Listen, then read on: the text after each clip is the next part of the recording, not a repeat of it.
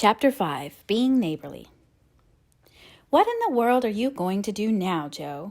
asked Meg one snowy afternoon, as her sister came tramping through the hall in rubber boots, old sack and hood, with a broom in one hand and a shovel in the other. "Going out for exercise," answered Joe with a mischievous twinkle in her eyes. "I should think 2 long walks this morning would have been enough. It's cold and dull out, and I advise you to stay warm and dry by the fire as I do," said Meg with a shiver. "Never take advice. Can't keep still all day, and not being a pussycat, I don't like to doze by the fire. I like adventures, and I'm going to find some." Meg went back to toast her feet and read Ivanhoe, and Joe began to dig paths with great energy. The snow was light, and with her broom she soon swept a path all round the garden, for Beth to walk in when the sun came out and the invalid dolls needed air. Now the garden separated the Marches' house from that of Mr. Lawrence. Both stood in a suburb of the city, which was still country-like with groves and lawns, large gardens, and quiet streets. A low hedge parted the 2 estates. On one side was an old brown house, looking rather bare and shabby, robbed of the vines that in summer covered its walls and the flowers, which then surrounded it. On the other side was a stately stone mansion, plainly betokening every sort of comfort and luxury, from the big coach house and well-kept grounds to the conservatory and the glimpses of lovely things one caught between the rich curtains. Yet it seemed a lonely, lifeless sort of house, for no children frolicked on the lawn, no motherly face ever smiled at the windows, and few people went in and out, except the old gentleman and his grandson. To Joe's lively fancy, this fine house seemed a kind of enchanted palace, full of splendors and delights which no one enjoyed. She had long wanted to behold these hidden glories and to know the Lawrence boy, who looked as if he would like to be known, if he only knew how to begin. Since the party she had been more eager than ever, and had planned many ways of making friends with him, but he had not been seen lately, and Joe began to think he had gone away, when she one day spied a brown face at an upper window, looking wistfully down into their garden, where Beth and Amy were snowballing one another. "That boy is suffering for society and fun," she said to herself. "His grandpa does not know what's good for him, and keeps him shut up all alone. He needs a party of jolly boys to play with, or somebody young and lively. I've a great mind to go over and tell the old gentleman so." The idea amused Joe, who liked to do daring things and was always scandalizing Meg by her queer performances. The plan of going over was not forgotten. And when the snowy afternoon came, Joe resolved to try what could be done. She saw Mr. Lawrence drive off, and then sallied out to dig her way down to the hedge, where she paused and took a survey. All quiet, curtains down at the lower windows, servants out of sight, and nothing human visible but a curly black head leaning on a thin hand at the upper window. "There he is," thought Joe. "Poor boy, all alone and sick this dismal day. It's a shame. I'll toss up a snowball and make him look out, and then say a kind word to him." Up went a handful of soft snow, and the head turned at once, showing a face which lost its listless look in a minute, as the big eyes brightened and the mouth began to smile. Joe nodded and laughed, and flourished her broom as she called out, "How do you do? Are you sick?" Laurie opened the window and croaked out as hoarsely as a raven, "Better, thank you. I've had a bad cold and been shut up a week." "I'm sorry. What do you amuse yourself with?" "Nothing. It's dull as tombs up here." "Don't you read?" "Not much. They won't let me." "Can't somebody read to you?" "Grandpa does sometimes, but my books don't interest him, and I hate to ask Brooke all the time." "Have someone come and see you then." "There isn't anyone I'd like to see. Boys make such a row, and my head is weak." "Isn't there some nice girl who'd read and amuse you? Girls are quiet and like to play nurse." "Don't know any." You know us," began Joe, then laughed and stopped. "So I do. Will you come, please?" cried Laurie. "I'm not quiet and nice, but I'll come, if Mother will let me. I'll go ask her. Shut the window like a good boy and wait till I come." With that, Joe shouldered her broom and marched into the house, wondering what they would all say to her. Laurie was in a flutter of excitement at the idea of having company, and flew about to get ready, for as Mrs. March said, he was a little gentleman, and did honor to the coming guest by brushing his curly pate, putting on a fresh color, and trying to tidy up the room, which in spite of 6 servants was anything but neat. Presently there came a loud ring, then a decided voice asking for Mr. Laurie, and a surprised-looking servant came running up to announce a young lady. "All right, show her up. It's Miss Joe," said Laurie, going to the door of his little parlor to meet Joe, who appeared looking rosy and quite at her ease, with a covered dish in one hand and Beth's 3 kittens in the other. "Here I am, bag and baggage," she said briskly. "Mother sent her love and was glad if I could do anything for you. Meg wanted me to bring some of her blancmange. She makes it very nicely, and Beth thought her cats would be comforting. I knew you'd laugh at them, but I couldn't refuse. She was so anxious to do something." It so happened that Beth's funny loan was just the thing, for in laughing over the kits, Laurie forgot his bashfulness and grew sociable at once. "That looks too pretty to eat," he said, smiling with pleasure, as Joe uncovered the dish and showed the blancmange surrounded by a garland of green leaves and the scarlet flowers of Amy's pet geranium. "It isn't anything, only they all felt kindly and wanted to show it. Tell the girl to put it away for your tea. It's so simple you can eat it, and being soft, it will slip down your hurting sore throat. What a cozy room this is." "It might be, if it was kept nice, but the maids are lazy, and I don't know how to make them mind. It worries me, though." "I'll write it up in 2 minutes, for it only needs to have the hearth brush, so, and the things made straight on the mantelpiece, so, and the books put here, and the bottles there, and your sofa turned from the light, and the pillows plumped up a bit. Now then, you're fixed." And so he was, for as she laughed and talked, Joe had whisked things into place and given quite a different air to the room. Laurie watched her in respectful silence, and when she beckoned him to his sofa, he sat down with a sigh of satisfaction, saying gracefully, "How kind you are. Yes, that's what it wanted. Now please take the big chair and let me do something to amuse my company." "No, I came to amuse you. Shall I read aloud?" And Joe looked affectionately towards some inviting books nearby. "Thank you. I've read all those. If you don't mind, I'd rather talk," answered Laurie. "Not a bit. I'll talk all day if you'll only set me going. Beth says I never know when to stop." "Is Beth the rosy one, who stays at home a good deal and sometimes goes out with a little basket?" asked Laurie with interest. "Yes, that's Beth. She's my girl, and a regular good one she is, too." "The pretty one is Meg, and the curly-haired one is Amy, I believe." "How did you find that out?" Laurie colored up, but answered frankly, "Why, you see, I often hear you calling to one another, and when I'm alone up here, I can't help looking over at your house. You always seem to be having such good times. I beg your pardon for being so rude, but sometimes you forget to put down the curtain at the window where the flowers are. And when the lamps are lighted, it's like looking at a picture to see the fire, and you all around the table with your mother.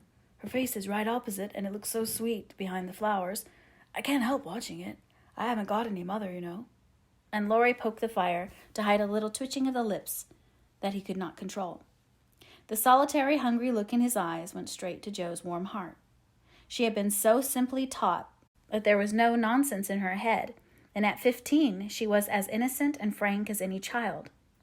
Laurie was sick and lonely, and feeling how rich she was in home and happiness, she gladly tried to share it with them. Her face was very friendly, and her sharp voice unusually gentle as she said, "We'll never draw that curtain any more, and I give you leave to look as much as you like. I just wish, though, instead of peeping, you'd come over and see us.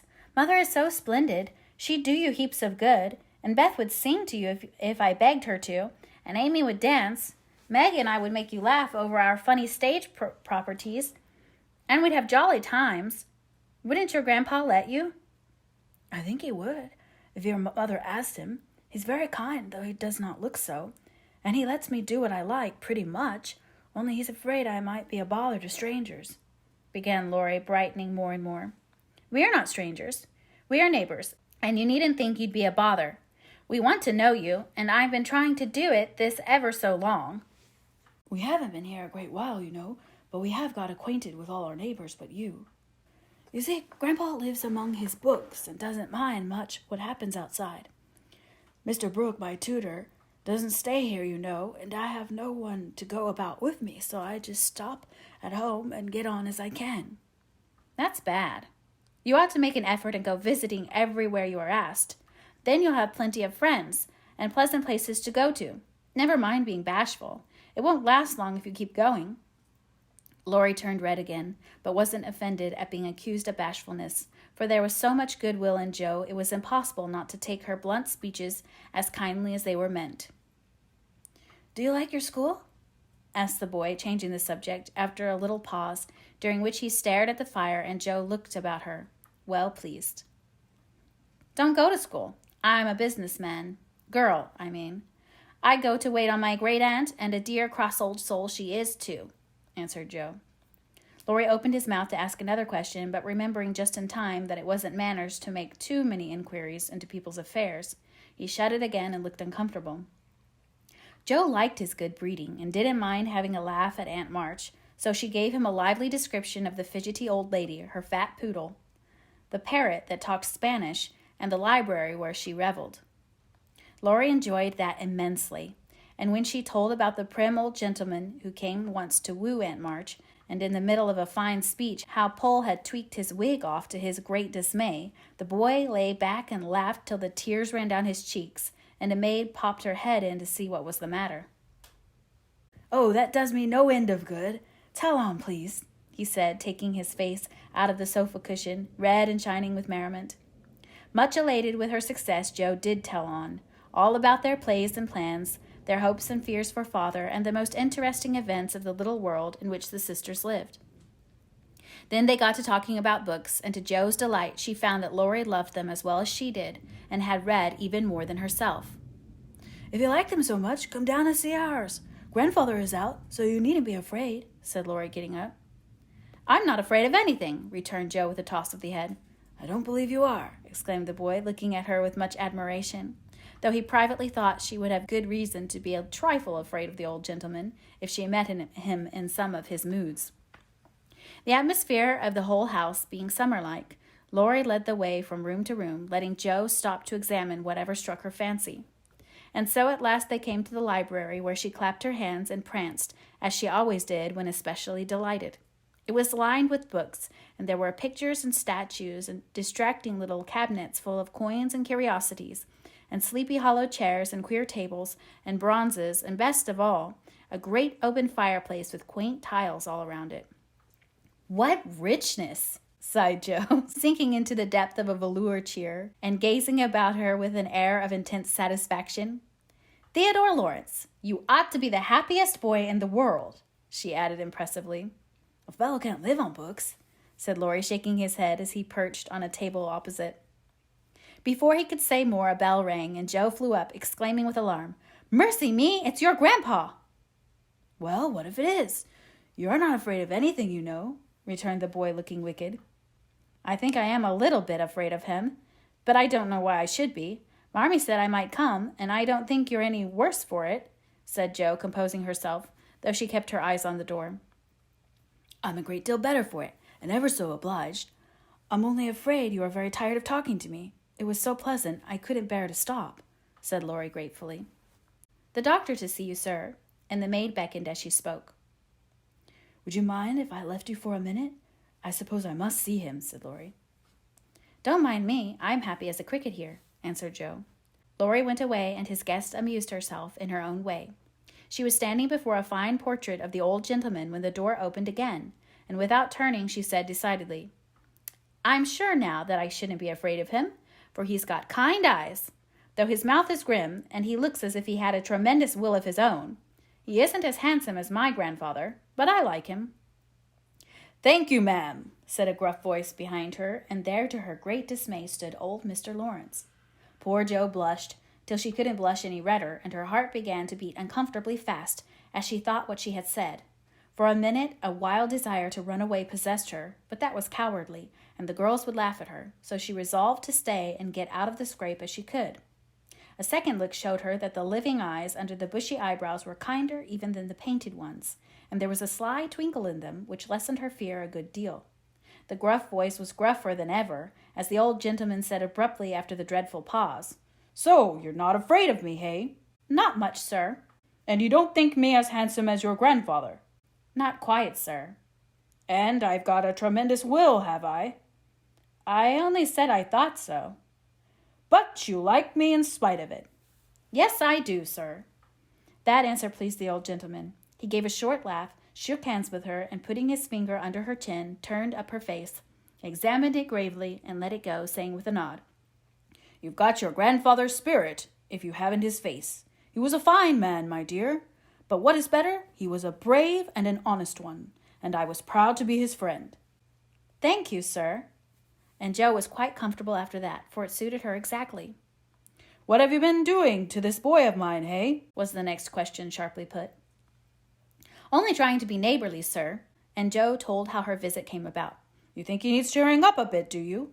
"Yes, sir. He seems a little lonely, and young folks would do him good, perhaps. We are only girls, but we should be glad to help if we could, for we don't forget the splendid Christmas present you sent us," said Jo eagerly. "Tut, tut, tut. That was the boy's affair.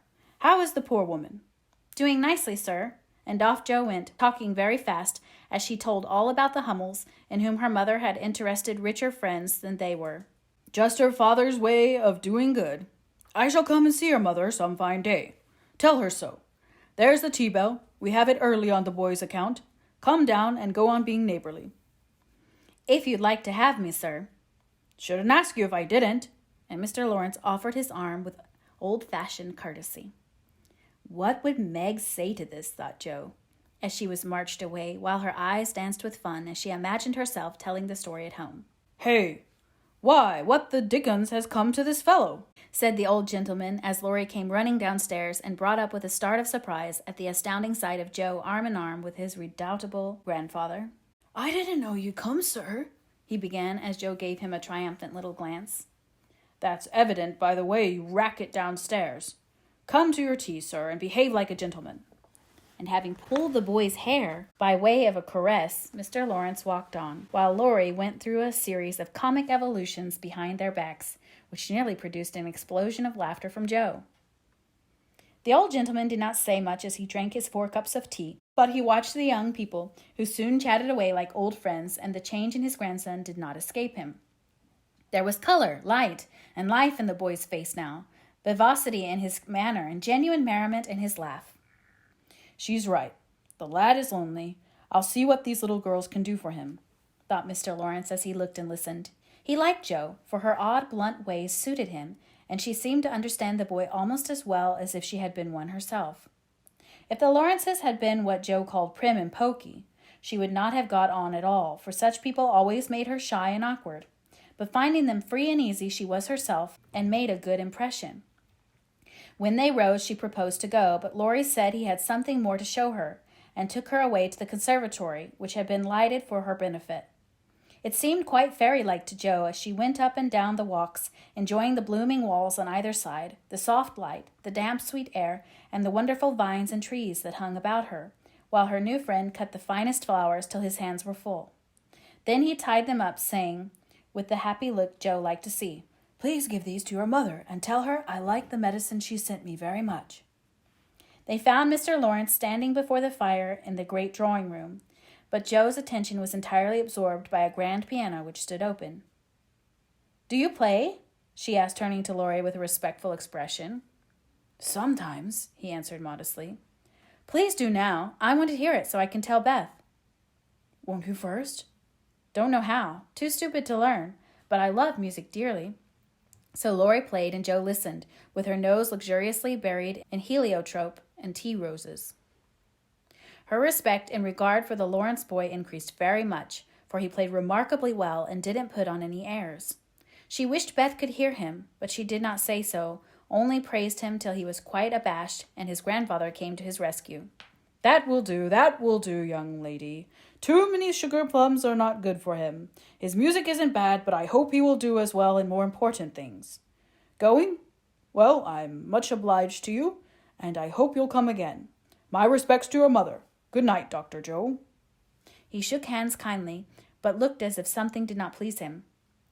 When they got into the hall, Jo asked Laurie if she had said something amiss. He shook his head. "No, it was me. He doesn't like to hear me play." "Why not?" "I'll tell you some day. John is going home with you as I can't." "No need of that. I'm not a young lady, and it's only a step. Take care of yourself, won't you?" "Yes, but you will come again, I hope." "If you promise to come and see us after you are well." "I will." "Good night, Laurie." "Good night, Joe. Good night." When all the afternoon's adventures had been told, the family felt inclined to go visiting in a body, for each found something very attractive in the big house on the other side of the hedge. Mrs. March wanted to talk of her father with the old man, who had not forgotten them. Meg longed to walk in the conservatory, Beth sighed for the grand piano, and Amy was eager to see the fine pictures and statues. "Mother, why didn't Mr. Lawrence like to have Laurie play?" asked Joe, who was of an inquiring disposition. "I am not sure, but I think it was because his son, Laurie's father, married an Italian lady, a musician, who displeased the old man, who is very proud. The lady was good and lovely and accomplished, but he did not like her, and never saw his son after he married.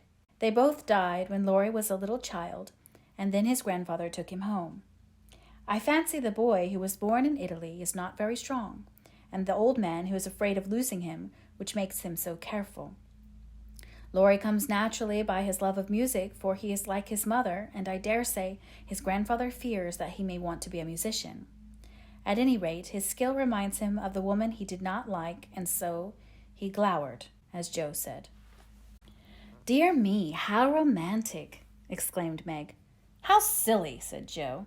"Let him be a musician if he wants to, and not plague his life about sending him to college when he hates to go. That's why he has such a handsome black eyes and pretty manners, I suppose. Italians are always nice," said Meg, who was a little sentimental. "What do you know about his eyes and his manners? You never spoke to him hardly," cried Joe, who was not sentimental. "I saw him at the party, and what you tell shows he knows how to behave. That was a nice little speech about the medicine Mother sent him." "He meant the blanc mange, I suppose." "How stupid you are, child. He meant you, of course." "Did he?" And Joe opened her eyes as if it had never occurred to her before. "I never saw such a girl. You don't know a compliment when you get it," said Meg, with the air of a young lady who knew all about the matter. "I think they are a great nonsense, and I'll thank you not to be silly and spoil my fun. Laurie's a nice boy, and I like him, and I won't have any sentimental stuff about compliments and such rubbish. We'll all be good to him because he hasn't got any mother, and he may come over and see us, mayn't he, Marmee?" "Yes, Joe, your little friend is very welcome, and I hope Meg will remember that children should be children as long as they can." "I don't call myself a child, and I'm not in my teens yet," observed Amy. "What do you say, Beth?" "I was thinking about our Pilgrim's Progress," answered Beth, who had not heard a word. "How we got out of the slough and through the wicket gate by resolving to be good, and up the steep hill by trying, and that maybe the house over there, full of splendid things, is going to be our Palace Beautiful." "We have got to get by the lions first," said Joe, as if she rather liked the prospect.